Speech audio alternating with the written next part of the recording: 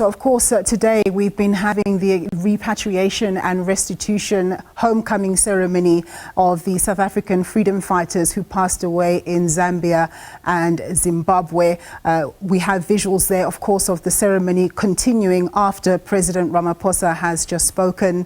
A number of speakers spoke at the ceremony ahead of the president, one of them being the Minister of Defense, Angie Motshekga, and she was talking about how today was a deeply emotional and human endeavor, saying that it was very important that today happened, especially for the loved ones, to give them closure.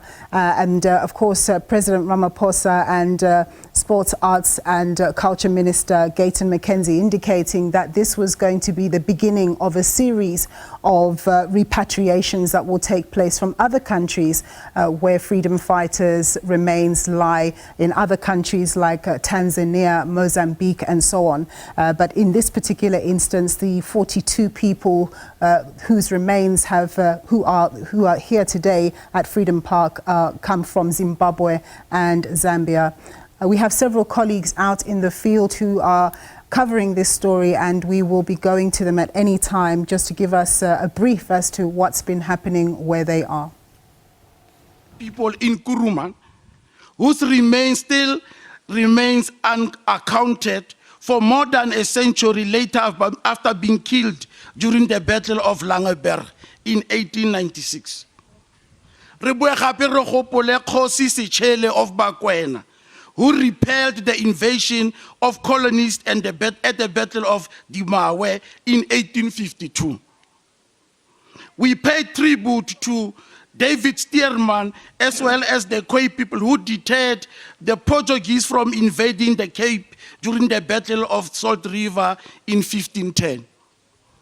Bahuruti men from Ramotsiri in the northwest, who were some of the first combatants of Lituli detachment and its formation.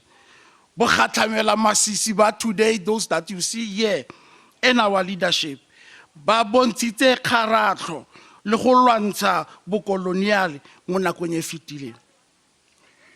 We need to reclaim, President, the heroism of these compatriots, to gather courage to confront and defeat the current challenges afflicting our nation. We must fight in honor of their names to defeat the cynicism and adventurism that prescribes simple solutions to complex national questions. Your address recently, President, at the United Nations General Assembly, you reminded us and the world that the second country's second miracle, which we can define through government of national unity, it's a miracle, and you have just demonstrated that. The rest of Africa and the world looks upon South Africa to make good of the government of national unity, and it must succeed.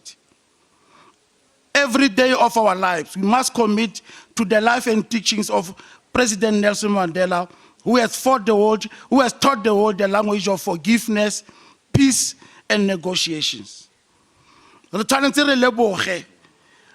Program director for the sterling works that they do as co-program directors.